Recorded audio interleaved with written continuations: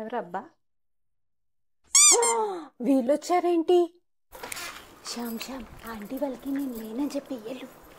Okay mummy. Aunty mummy లేదు అని చెప్పింది. లేదని చెప్పమన్నా చూద్దాం. ఏమైంది శ్యామ్? ఏమైంది నాన్న? ఆంటీ ఇవ్వండి. ఎందుకేమ్మా వాడిని గిల్లో? నేను కాదు ఉమ్మాయి గిల్లింది. ఆడిని గిల్లితేనే కదా నువ్వు బయటకు వచ్చేది. మరి గిల్లే బదులు ఫోన్ చేయొచ్చు కదా. మంచి ఐడియా.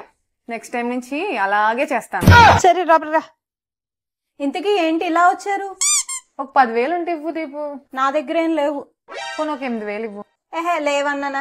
ఫైనల్ గా ఒక 5,000 ఇవ్వు.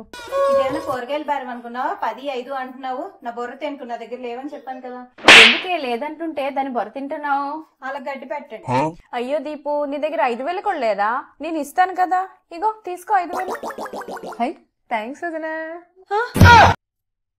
నాకు అర్థం కాలేదు సార్. ఏమైంది?